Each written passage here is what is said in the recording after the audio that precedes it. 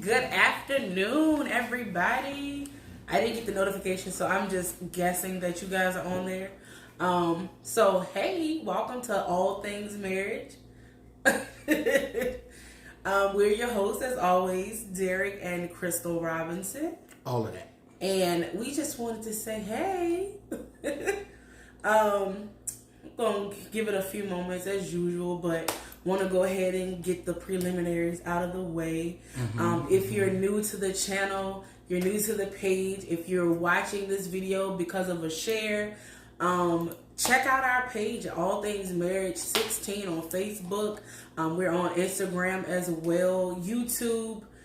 You know, we haven't uploaded any new videos to YouTube, but the newer videos are here on Facebook.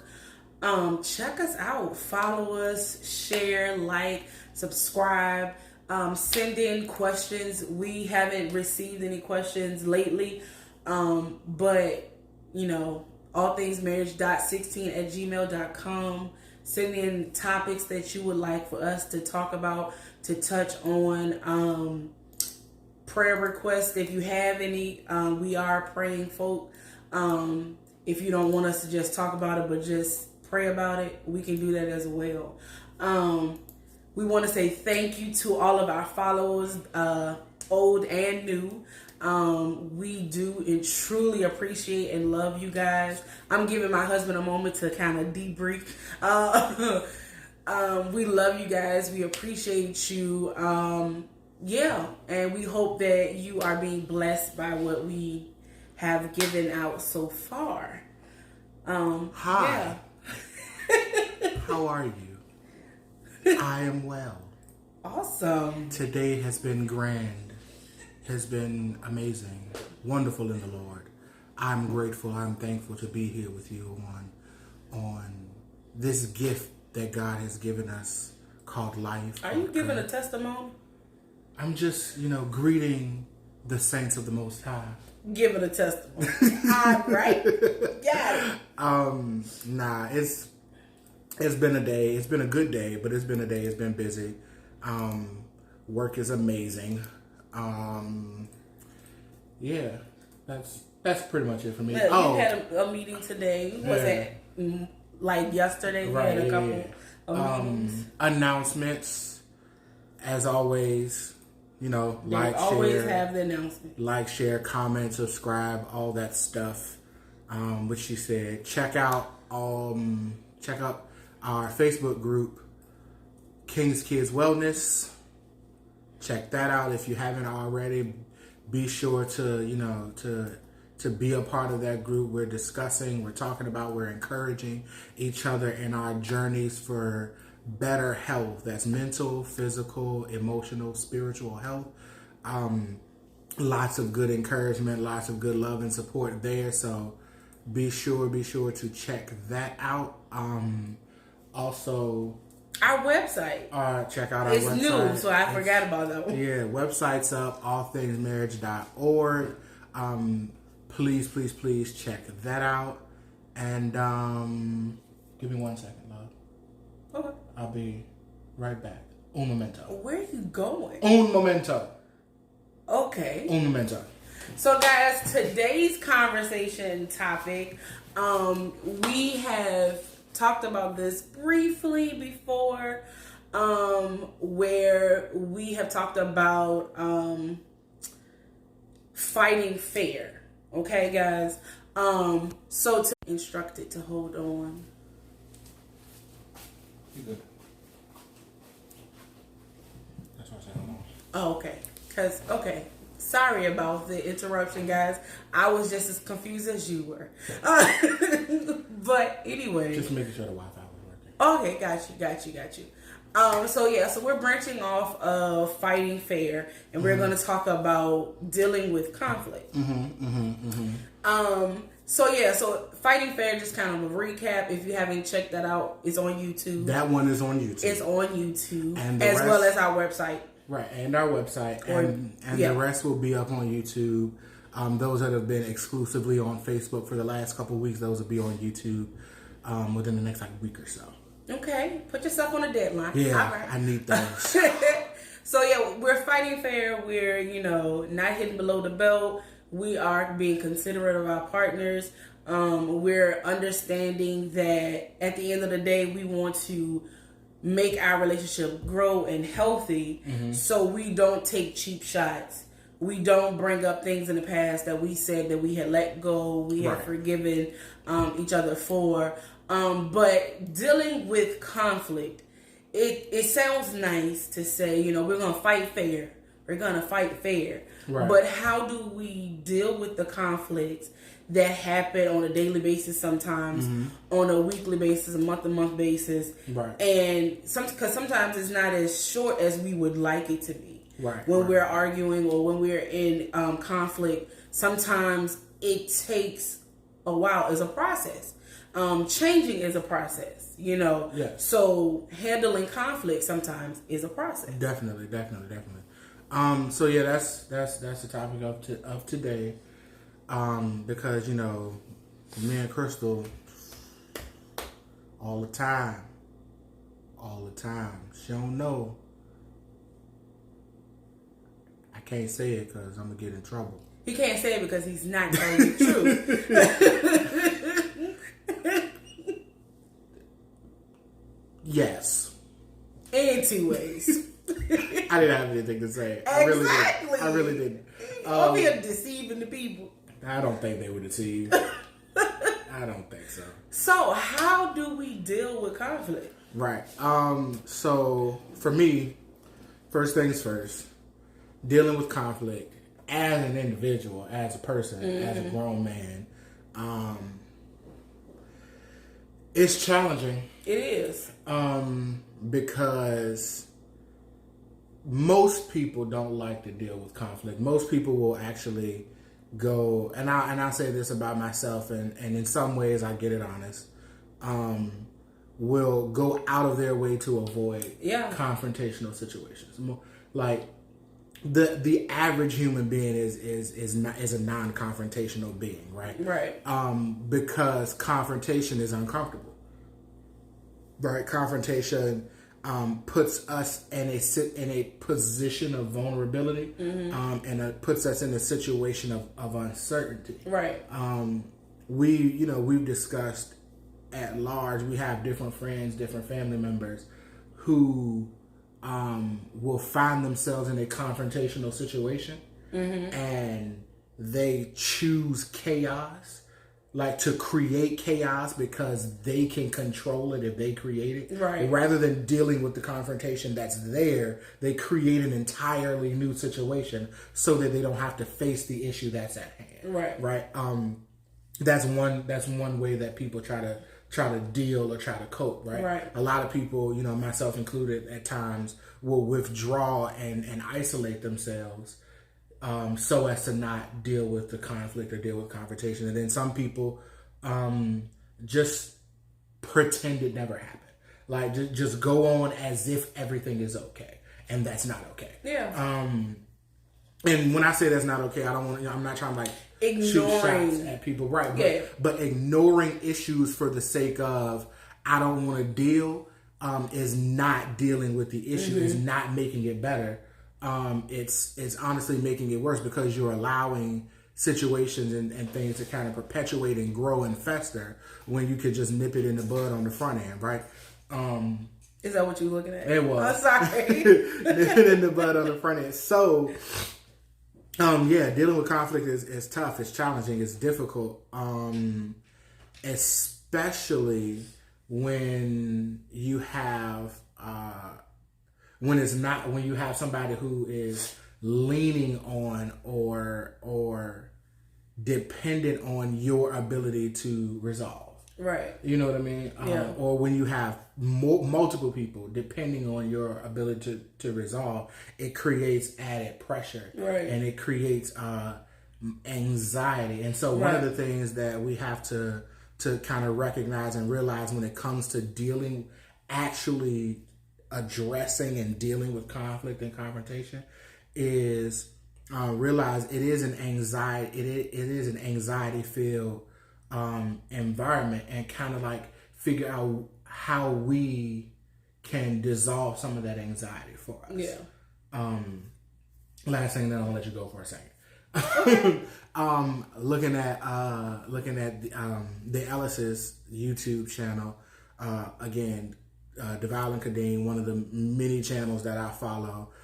They have their own podcasts and stuff like that. And one of the things that Deval, the dad, was doing with his sons to help them deal with separation anxiety of going away from the home, like going away and being away from mom and dad for an extended period of time, was they have a goodbye ritual, right? Okay. And so, it's him and his sons, and they do this whole, oh, I'm so sad, I'm so sad, I'm gonna be without you. We crying, da da da da da. And they go through all the hugs and I'm gonna miss you. And then but we gotta man up because we gotta take care of grandma, or we gotta take care of this one. And then all the boys are just like, yeah, I'm a man. Like, it's kind of like cute and whatever. But they essentially developed a ritual of something that they do every time that this conflict of leaving happens, to help the kids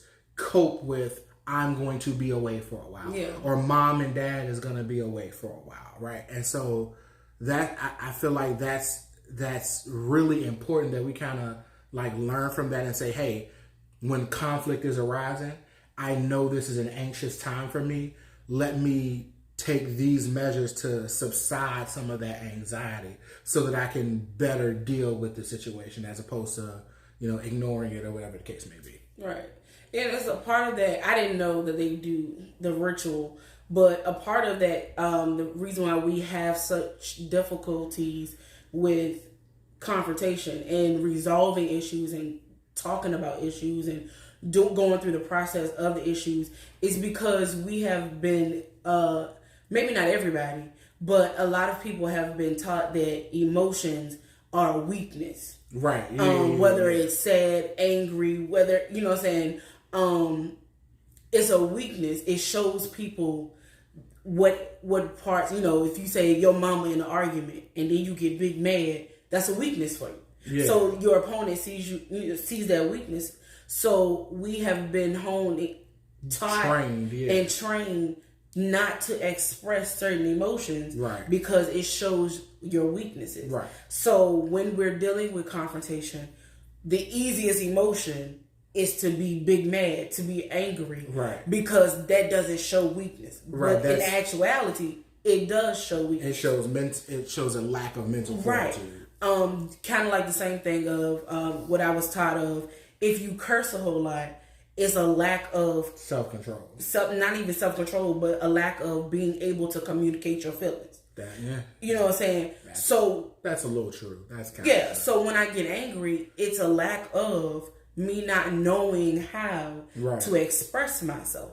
That really really upset. That angered me. Right. Which is sort of true, but at the same time, you're teaching your children a false lesson, because now you're teaching them that just because I don't cuss in anger, like if you're trying to tell them that cussing is bad, you say just because I don't cuss in anger, I have self-control, so it's fine to cuss when I'm happy as long as I'm not right. Well, you know what I'm saying? But that's why I didn't put it with a feeling. Right. I said when you curse a lot, regardless of if you're in anger, if you're just joking, if that's just a part of I just wanted to address that piece. That's right. It's called a logical fallacy. Gotcha. So we have to learn how to communicate. We have to learn how to get in touch with our feelings, which is a part of handling and dealing with conflict. I need to know how I feel. I need to process my feelings. Why are you laughing? No, because I just had a thought, and like television used to be amazing, right? Family Matters. Mm-hmm. Carl Winslow.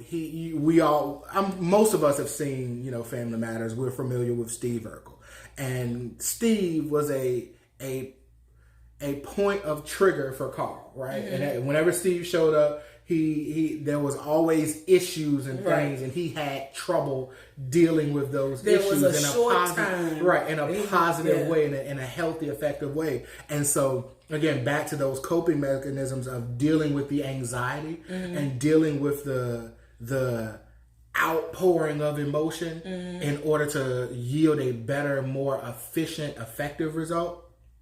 It just reminded me of his little thing of the 3, 2, 1, 1, 2, 3. What the heck is bothering me? Like, it sounds real petty, but that's one of those things of, if I know this situation is, or if I know there's a conflict or a confrontation that's coming up that I'm going to have a hard time dealing with, even having like a little mnemonic like that to kind of help you bolster yourself up to, you know what I'm saying, to deal with it, or settle yourself down to deal with it, is helpful. As silly as it may sound, similar thing. My teacher in middle school used to do like a counting song. It's like 1 1 1 2 3 1 2 3 4 5 1 8 5 3 1 2 3 4 5 4 3 2 1, and that was her thing to say, okay, class is getting a little bit rowdy.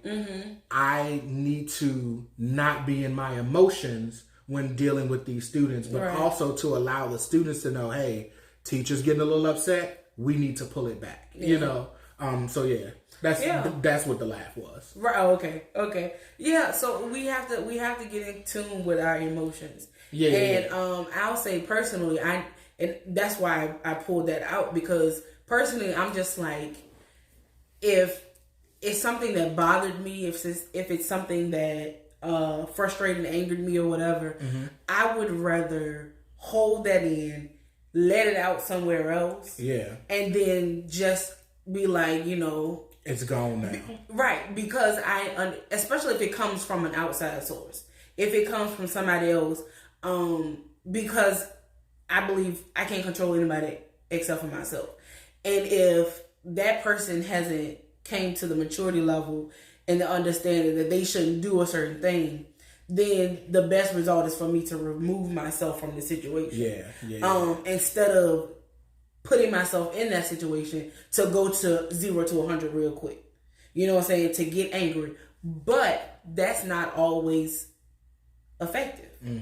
Especially when you're dealing with a relationship. That's not effective.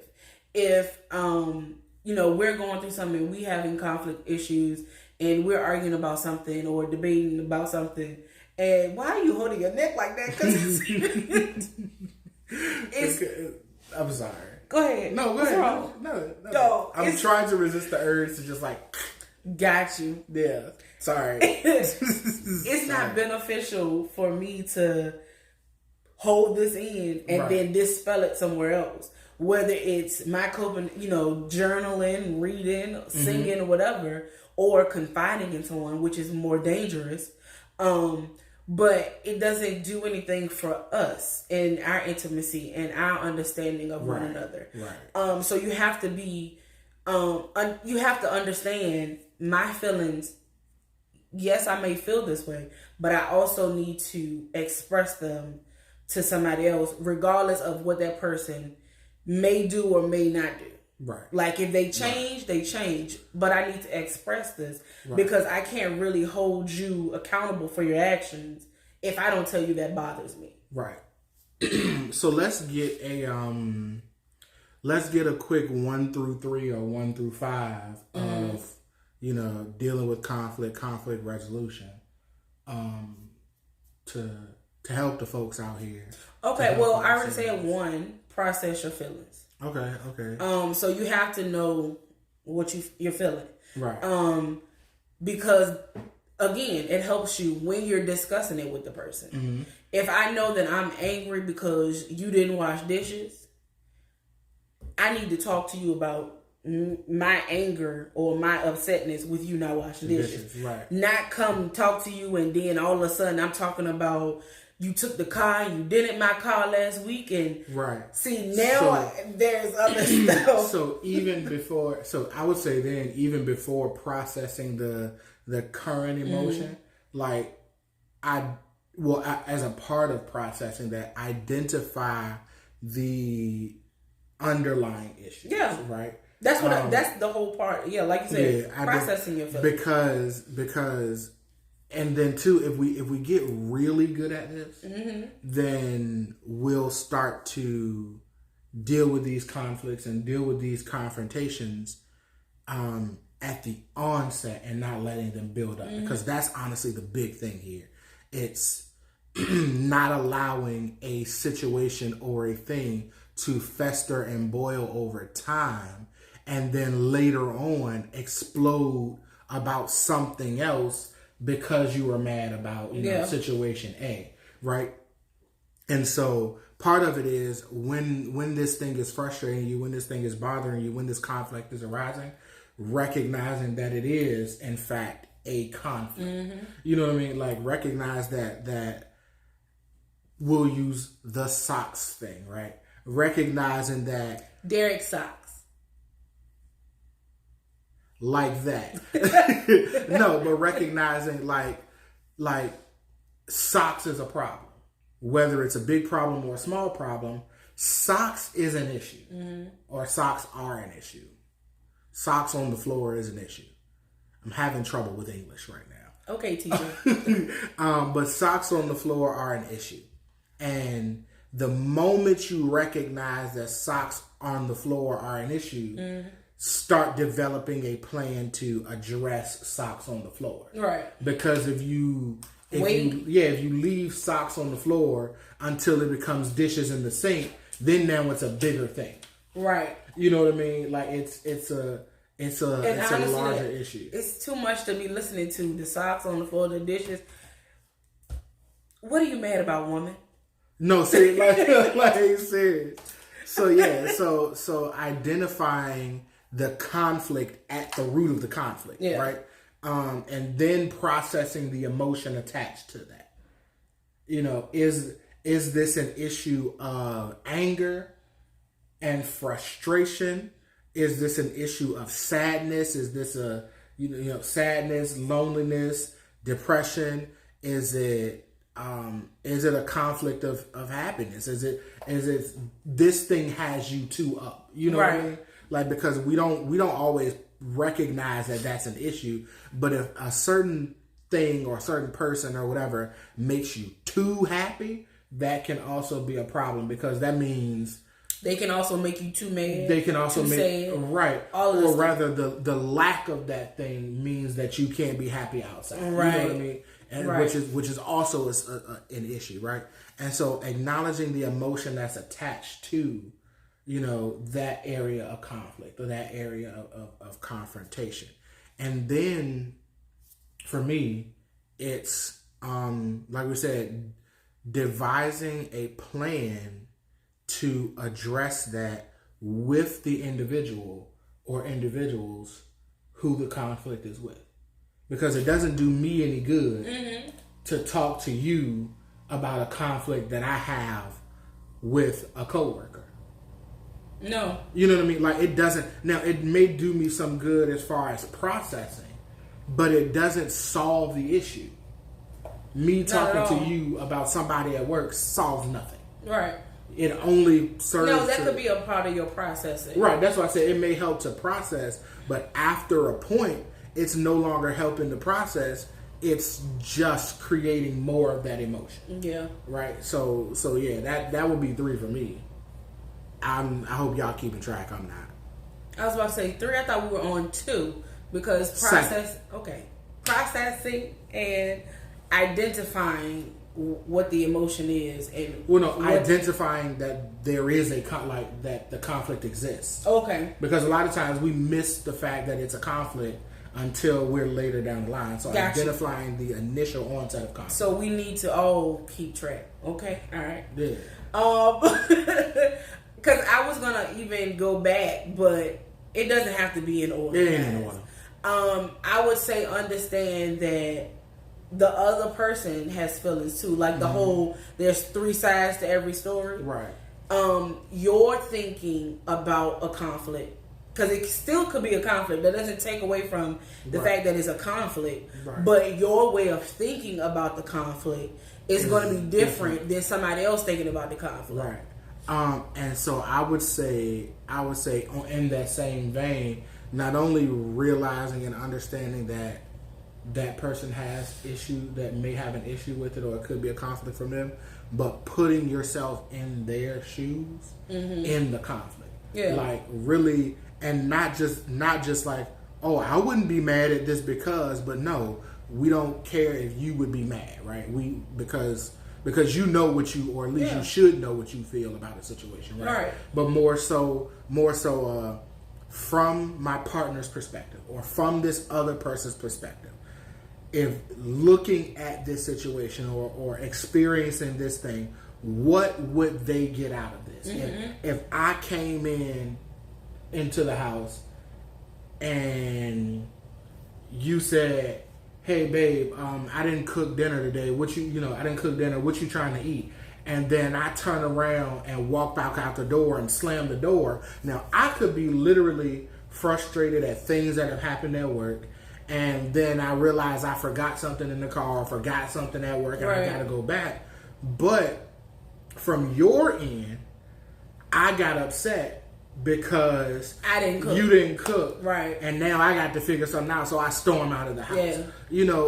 All the time, it's not about what we did or didn't do, but it's how the other person perceives it, right? What the other person feels about it.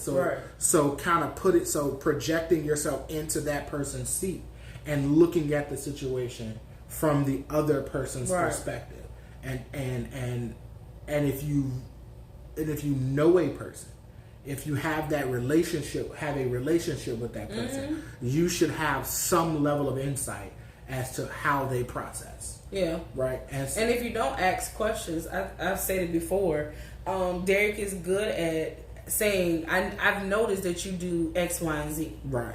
What makes you do that? Or what makes you say that? Right. So if I don't have all of the information, or if I could possibly not have all the information, instead of jumping to conclusions, I ask questions first. Right, yeah, definitely. And then kind of gather from that point on, okay, so what I was feeling. And let's not ask antagonizing questions. Right. Because you can ask the same exact question, same exact wording, but tone and body language makes a difference, right? Yeah.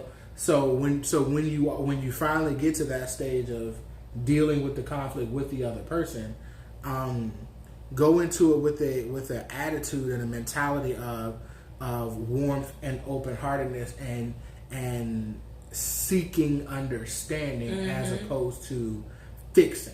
Because and you may have the best intentions trying to fix a situation, but when you walk into a situation, anytime someone shows up on the scene with the attitude of fixing a situation or fixing a problem, that means they're coming in with the understanding that they know, right? That they have the answers. And a prime example is just everyday life. If your toilet breaks down, or a pipe bursts under your sink or whatever, and you call a plumber, that you're not calling that plumber and trying to give them all the information. Neither is that plumber coming to you and saying, okay, well, how long has this pipe been? Like, they're coming in, pipe burst, here are the things that could cause it, here's my list of solutions. Right. And they may ask one or two questions, but at the end of the day, they're coming in from the perspective of, I have the answers, you stay out of the way. Yeah. And so when you walk into a conflict resolution with that attitude, then it's really off-putting to the other person. So going in from the standpoint of help me understand, as opposed to I'm going to fix this, makes a huge difference. Right. It makes a huge difference. Yeah. And I guess to add to that, honestly, and I think we're on number 5, 4, one of them numbers. 12. We're going to type them up and put them in the comment section so you can get them there. He said, no, I'll do it. Anyway, in that, having that conversation and talking, we have to be honest with ourselves and with our partners. We have to express how we're feeling, what it is after we've processed, after we've acknowledged that there's an issue. We have to be honest with ourselves and with our partners. This is honestly not even just with partners, with everybody. Right. This is how I feel. This is why I feel that way. I've been feeling this way for this long or whatever. This is what I think and I desire the solution to be. What are your thoughts about this? What is your input on this? And being honest, which is probably another point. Compromise has to come in there somewhere, because you're not always right. Your partner's not always right. It's not about who's right, who's wrong. Honestly, it's not about winning the argument and calling somebody else a loser in the argument.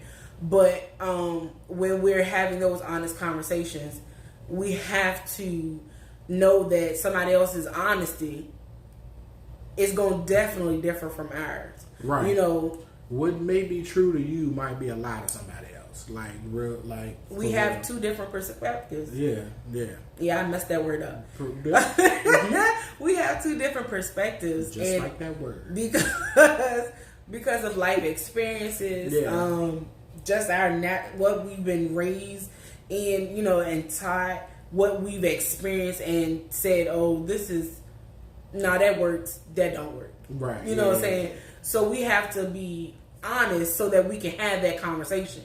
Don't be ashamed that you feel this way and that person feels some other way. Right. That doesn't help solve, that just adds on to the conflict. Right. So one conflict that I would like to solve right here in front of our loving audience is the fact that, you know, I feel like you are trying to punch me. I've been getting a lot of wind coming off this left hand of yours. And